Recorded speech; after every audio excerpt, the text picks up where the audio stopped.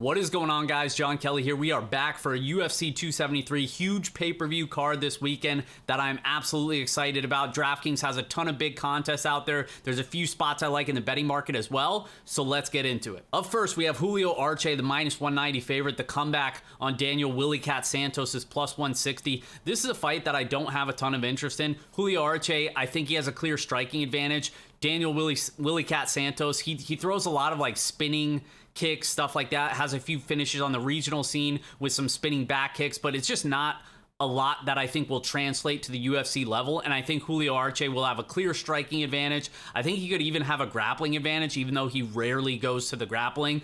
Overall, I think this one plays out on the feet, probably goes to decision, but I favor the striking of Arce. This is too much. He's much more experienced than Santos is, and I don't really see a ton in Santos's game that I like. So I'm going with the favorite in Julio Arce. No bet for me though, and on a full 13 fight slate on Draftkings, I'm not really that interested, so I'm not going to spend too much time on it. Up next, we have Piera Rodriguez going up against Kay Hansen. This one's currently a pick'em. I've seen a lot of love out there for Kay Hansen. I just can't get there myself. I like the Piera Rodriguez side. I think Piera Rodriguez is going to have a clear striking advantage. I think she's going to be the much harder hitter on the feet. She's going to be snapping Kay's head back in those striking exchanges. Hansen doesn't have much boxing defense. She's going to be pieced up on the feet.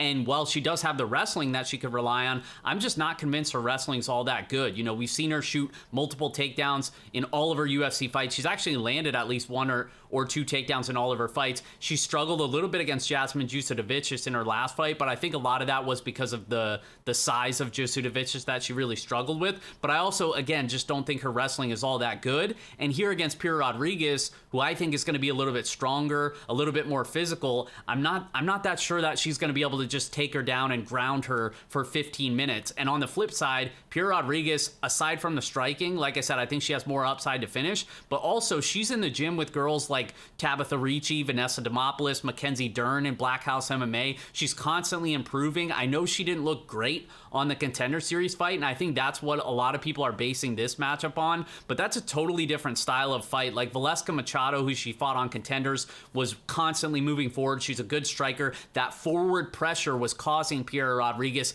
to go for those takedowns, and that's why she gassed out. Previously on the regional scene, we've seen her go 5 rounds, and she was the one with the cardio advantage. So I'm not really buying into the whole narrative that she's a complete gasser here and Kay's going to dominate in the 3rd round. I think this is a competitive fight, but I'm going to favor Piera Rodriguez, who I think is going to be landing the bigger moments on the feet in what I think is going to be an overall slow-paced fight. You know, maybe Hansen takes her down once or twice, but I think Rodriguez could potentially take her down, and I don't think her grappling is all that bad either. So I like the Piera Rodriguez side. I haven't bet it yet because I'm kind of just waiting because there's been so much Hansen love. I'm waiting for more Hansen money to come in so that hopefully we can get a little bit of plus money on Rodriguez. So I'm kind of waiting in the next day or two before I enter the market, but the pick is Rodriguez. In terms of DraftKings, I'm not interested in either of these fighters. I think it's going to be super low scoring, very slow paced style fight. So yeah, it's mostly a pass for me on DraftKings, but I'm definitely going to have a bet on Rodriguez as long as we see the line keep moving this way. And up next in the middleweight division, we have Anthony Fluffy Hernandez, the minus 195 favorite. The comeback on UFC newcomer is Josh Fremd, is plus 165.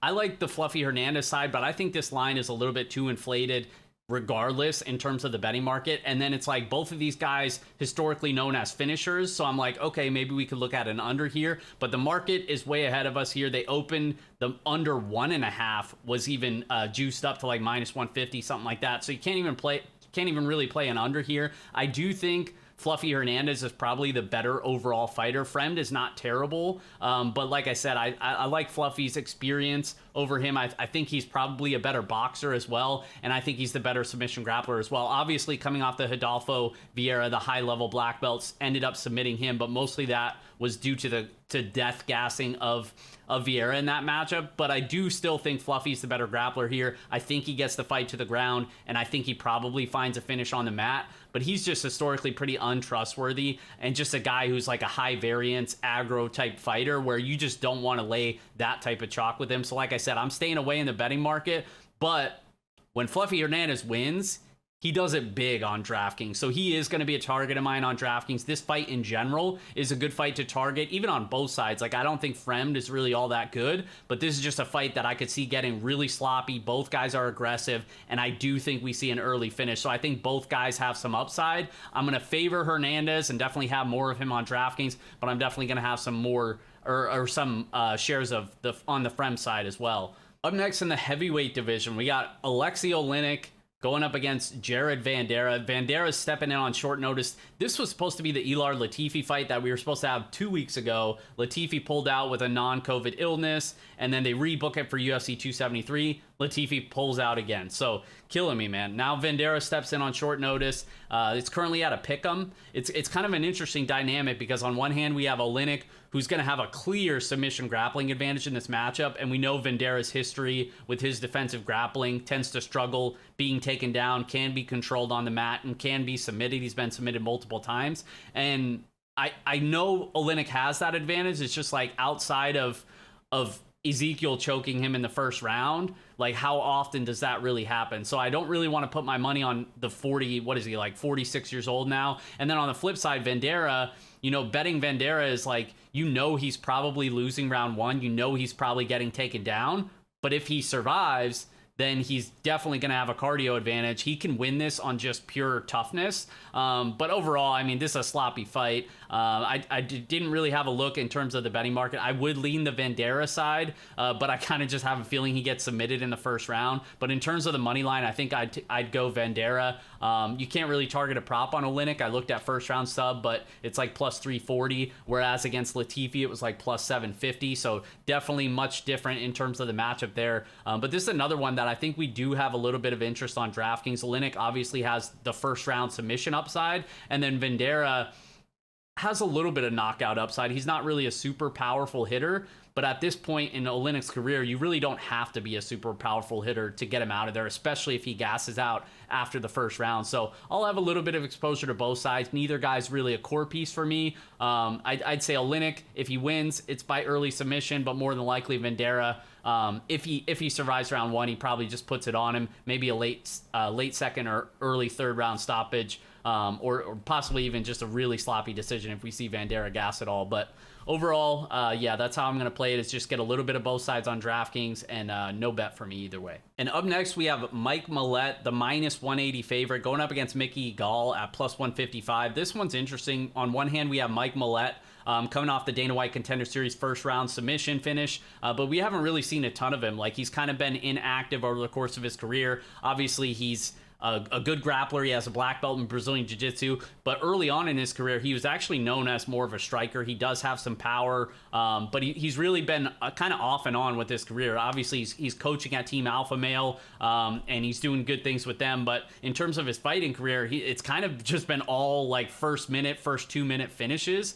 So I don't really have a ton of trust in him, because the only time he's been out of the first round and the only time he's gone 3 rounds, the fight ended in a draw, and that was mainly because he was so gassed out that he ended up like losing the second and third round. So I don't have a ton of trust in him. And then on the flip side, the Mickey Gall side, it's like, well, if Mickey Gall just had cardio, I'd probably be placing a pretty big bet on him here. So Mallott's more of a question mark in terms of the cardio. The cardio on the Mickey Gall side is, we've seen the cardio, and we know it's not good on the Mickey Gall side. So I kind of don't know how to play this one. I think there could be a little bit of value on Gall, just because we see it time and time again with these Contender Series debutants getting juiced up to minus 200 or whatever, especially when he's so unproven in terms of the level of competition, and then the cardio dynamic being a big question mark on the Mallott side. But overall, I do think he's probably the more dangerous finisher. He does have some pop in his hands. He does have that guillotine that we've seen him use multiple times as well. But Mickey Gall's a decent grappler as well. He's won all 5, I think, career fights that he's won in the UFC have all come by submission. So I don't know. This could be one where either guy could gas out and maybe get subbed here, but I kind of think it goes to decision one way or the other. If that's the case, I would lean Mickey Gall. I do think there's a little bit of value on him, but I don't really trust him either. So I'm probably not going to bet him. I'd be closer to betting him than Mallott for sure. But I think I'm just going to take my approach on DraftKings, be overweight to Mickey Gall, and just hope that he's able to expose the question marks of Mike Mallott. And up next, we have Rocky Pennington going up against Aspen Ladd. Pennington, a big favorite, minus 190. The comeback on Aspen Ladd is plus 160. And this is a fight that I'm not going to spend a ton of time on because I just don't have really any interest in it whatsoever. I've seen a lot of people laying chalk, big chalk on Raquel Pennington. I can't really get there myself. I would lean Aspen Ladd, but then it's like you look at Ladd, and obviously the weight cut is a huge issue. We got to keep our eyes out on the scales on Friday to see how the weight cut's going, because this is at 135. We know she struggled to make that weight in the past. And then on the flip side, she made weight. I think she made weight her last time out against Norma Dumont in the main event, or maybe I think it was a catchweight actually. But regardless, there weren't any real issues with her weight cut. And then the activity just wasn't there. They basically just stared at each other for 5 rounds. It was one of the more boring and frustrating fights that we've seen out of Aspen Ladd. So it's like, there's definitely some concerns with her. I do still think there could be some value on her, just because Pennington is not really someone that inspires a ton of confidence in me. She's kind of like that grimy, slow-paced Holly Holm style, like hold you up against the fence. She does have some decent boxing, but the volume isn't really there. She's an okay grappler, but she's not like super aggressive in getting it to the ground.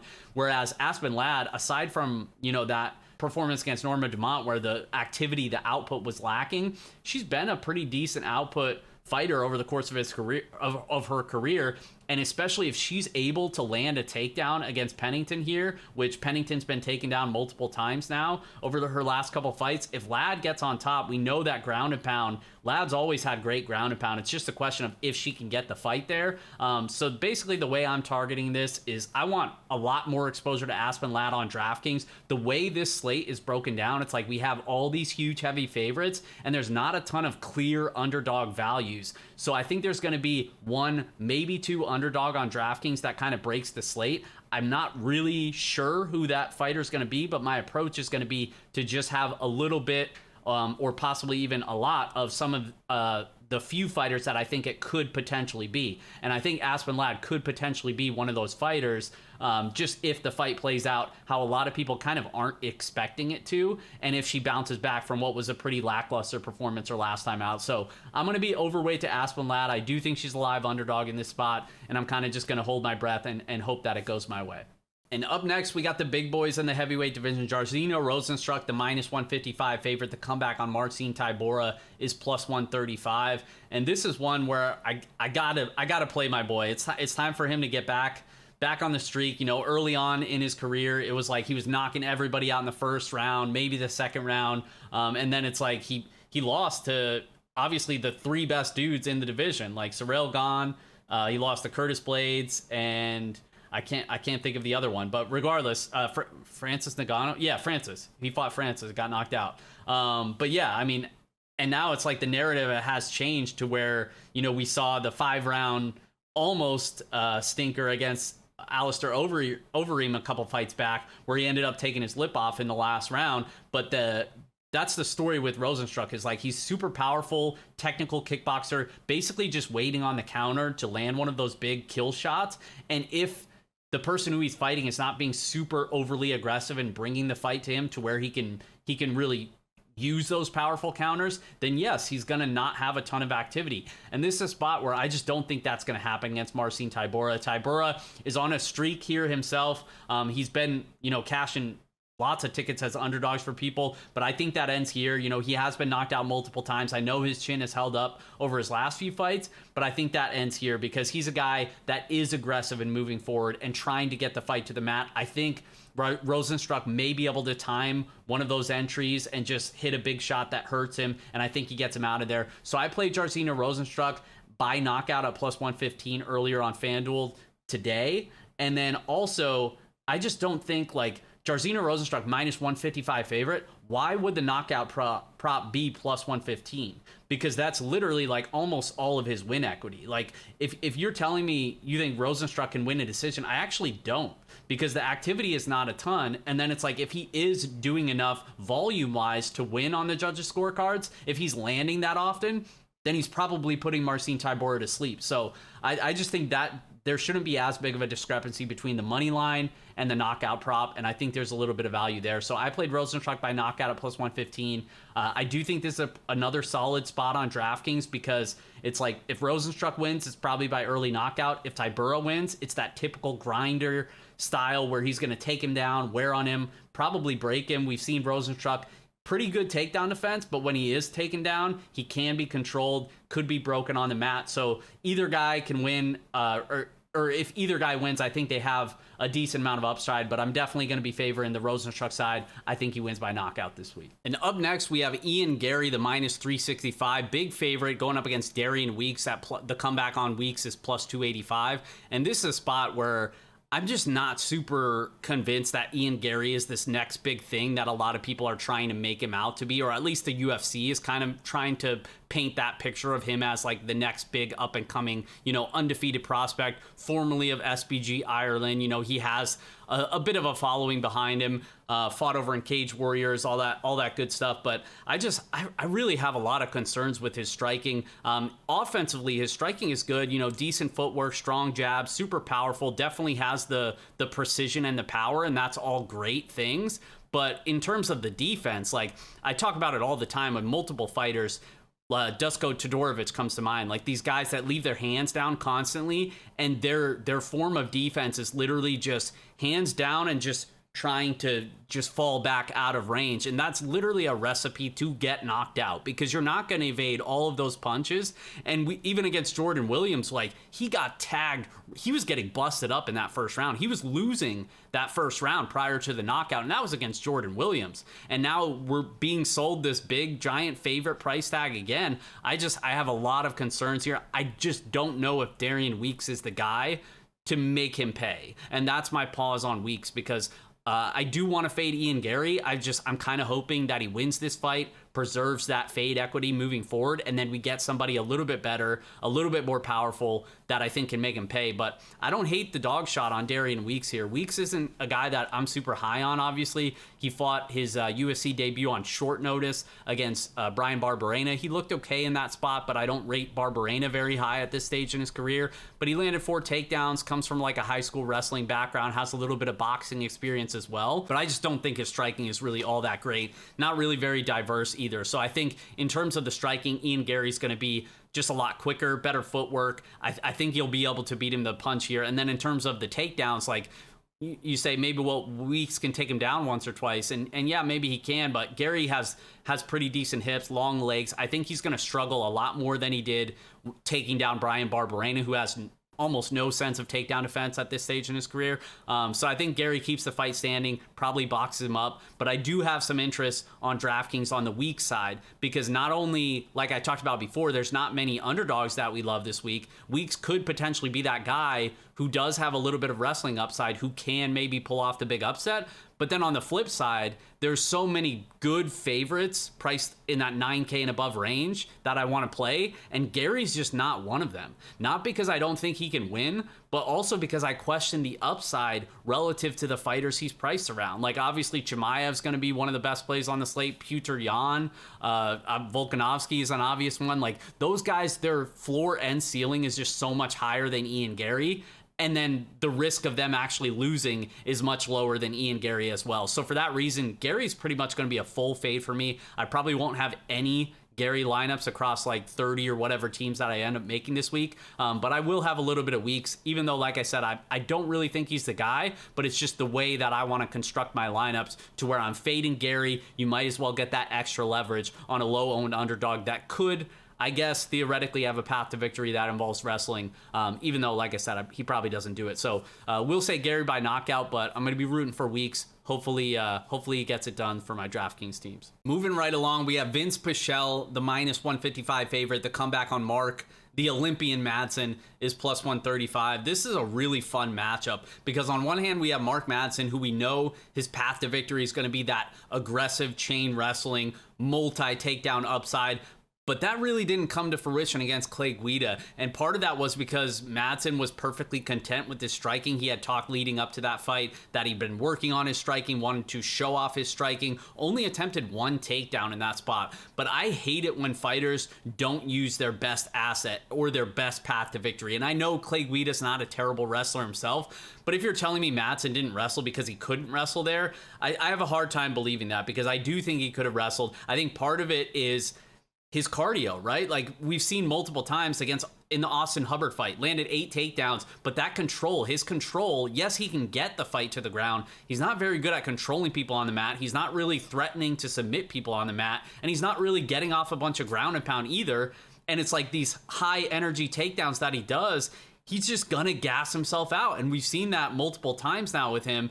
And in terms of this matchup, like I like Vinc Pichel in this spot. I'm gonna be betting Vinc Pichel. I haven't bet him yet because I'm just seeing a lot of people on the Madsen side. I'm hoping that the line continues to climb down. I think it's at like minus 130 range right now. A little bbit different than the graphic I'm showing because I made this a little bit earlier, and depending on what book you look at, you might be able to get a minus 130 right now. But I think Pichel probably boxed him up on the feet. I think the leg kicks are going to be a big factor in this matchup as well. And then in terms of the cardio dynamic, I definitely favor Vinc Pichel in that spot. Like Madsen, I think if he wrestles here, and I do think he goes back to his roots and wrestles, but it's just I have a hard time seeing him control Pichel. Pichel is historically pretty difficult to control and very good at working back to his feet. So this is going to be another one similar to the Hubbard fight, except Pichel's just better at doing it, where Pichel, yes, he's going to be taken down a couple times in round one, but he's going to continue to work back to his feet, and he's going to continue to win those striking exchanges, and it's only going to get exaggerated as the fight goes on when he's the one that still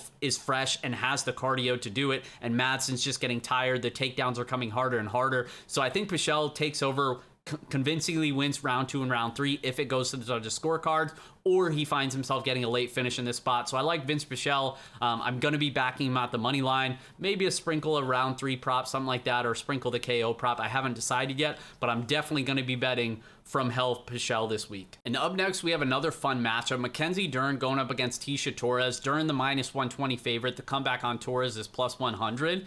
And I like the Mackenzie Dern side in this matchup. Like, obviously, Dern has the high-level grappling. We've seen that in all of her fights. Like, that's clearly her best path to victory. But, the striking is improving as well. And it's not that I think she's going to come in here and box up Tecia Torres for 15 minutes, but I think whereas early on in her career, it's like the striking wasn't there at all. It's people just know you have to defend the takedowns. Now she could at least box for a little bit before just selling out for those takedowns. And I think the takedowns are getting a little bit better as well. And it's not like Tecia Torres can't be taken down. Her takedown defense is like 58% in the UFC.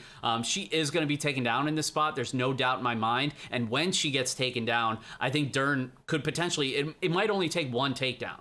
And even if it doesn't, one takedown might just be the round if she doesn't submit her. Obviously, Torres has never been finished in her career. She's very durable. She's a solid grappler in her own right, but she hasn't faced Mackenzie Dern. And that's what it comes back to, is like, you can say that, the stats, the trends, whatever, but it's like, styles make fights. You're going up against the best grappler, for my money, in women's MMA. I think she could submit anybody if she gets the fight in her world. And I think that's what happens here. Even if she doesn't submit her, I do think Mackenzie Dern could win a decision. Like, if she doesn't, for whatever reason, find the sub, wins a round with top control, and then ends up getting another round later with a takedown, and implementing that wrestling in the ground game as well.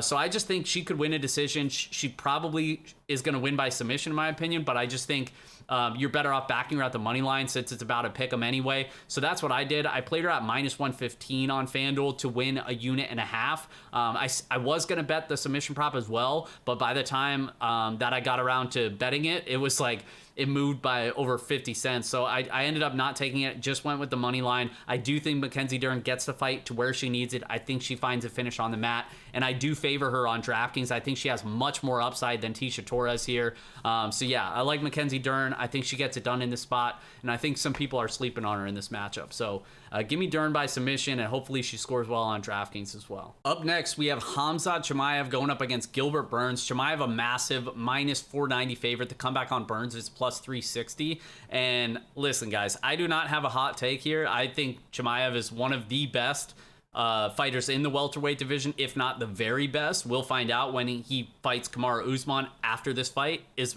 what I think is going to happen here. I think Chimaev wins. I think it probably takes less than a round, but we'll see what happens. I mean, Chimaev, you don't need me to tell you that he's one of the best grapplers. That Dagestani smothering style, that's gonna work against Gilbert Burns. You know, Kamaru Usman, yes, Gilbert Burns is a black belt himself. He does have a bunch of submission victories, but it's like I think Chimaev's perfectly capable of negating anything off Burns throwing up submissions off his back. We saw what Usman was able to do. He was able to neutralize him on the mat, just because if you're able to smother him like I think Chimaev is going to be able to do, similar to what Usman was able to do, I really don't think there's much of a threat of Burns to submit him off his back. And then, so basically it comes down to an early window of, it's similar to the Burns-Usman fight, where Burns just has an early window. He is an explosive fighter. He is powerful, where he has to just hurt him on the feet. And he almost did to Kamaru Usman. Some people said, oh, maybe it wasn't that bad. It looked like he caught him. He stumbled a little bit, but then he was fine.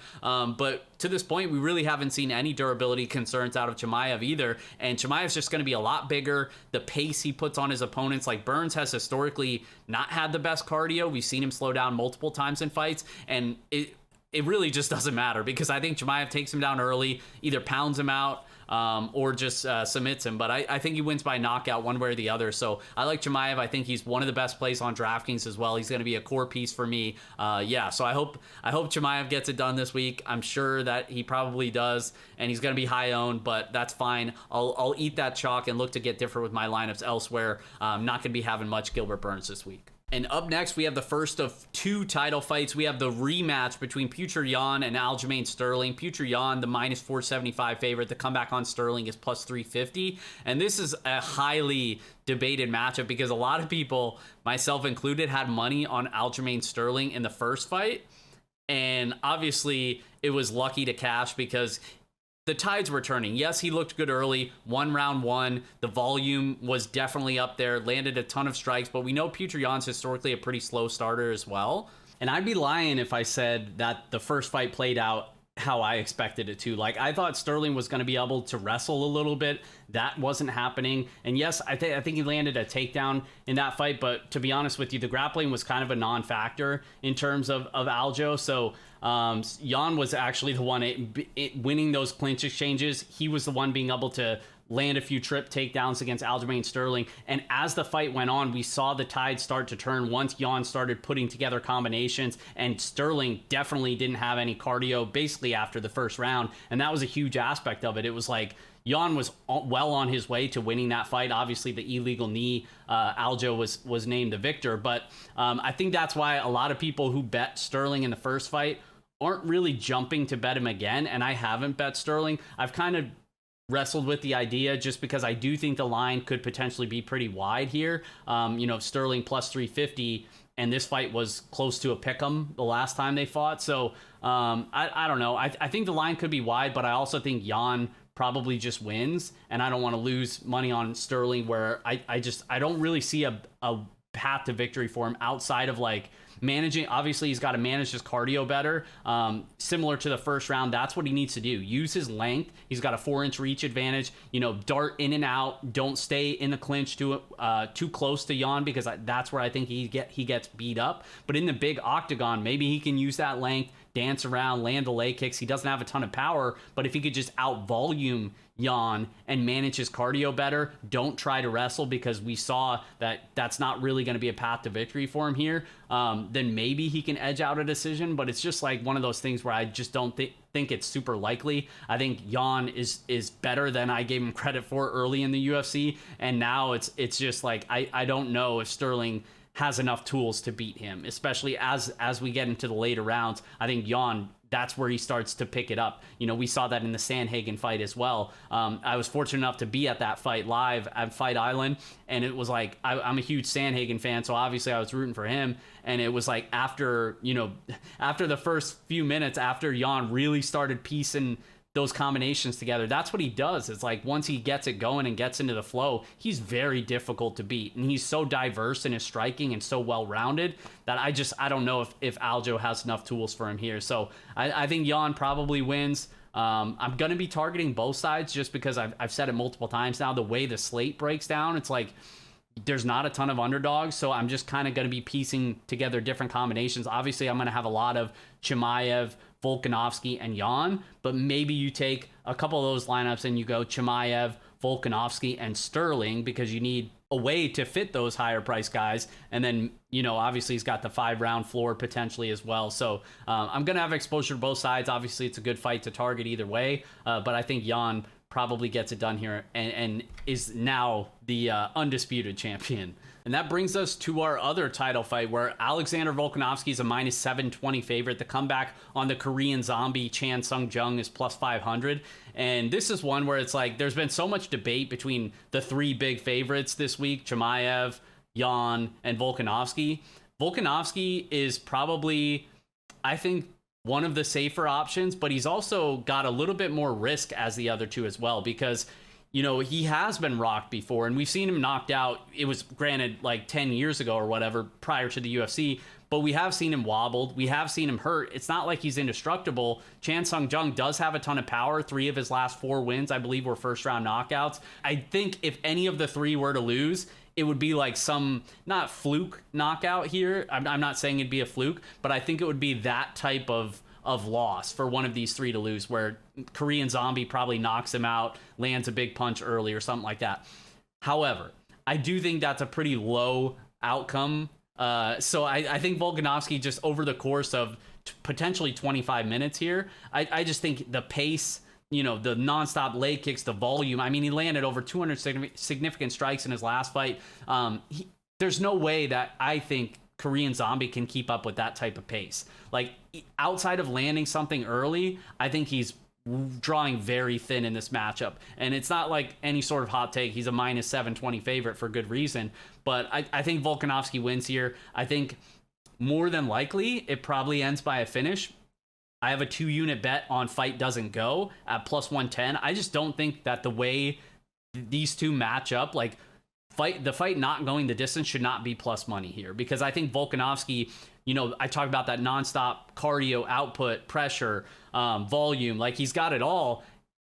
Chan Sung Jung, his durability, he's not going to be able to withstand that attritional damage over potentially 25 minutes. I think if he starts to fade a little bit and Volkanovski keeps putting it on, we saw the beating in his last fight that he was able to get Brian Ortega. If he's able to do that type of stuff, I think this fight gets stopped here. And then on the flip side, like I said, Korean Zombie's basically only path to victory is an early knockout, so that would make the fight end early as well. So I don't think that either of these guys winning. Like, I know Volkanovski's been winning by decision, but seeing his decision prop juice this much, I just think it's wrong. So I have 2 units on Fight Doesn't Go. Obviously, this is another good fight to target. I'm going to be heavy on the Volkanovski side. I think he has one of the highest floors on DraftKings just because of that nonstop volume and the high finishing equity, in my opinion, as well. So I like Volkanovski to defend the belt here. That's going to do it for the featherweight title match. So we did it, guys. 13 fights. Hope you enjoyed it. Please do me a favor if you haven't already. Hit that like button, hit that subscribe button as I try to grow my channel. I definitely appreciate it, guys. Good luck, and we'll see you next time.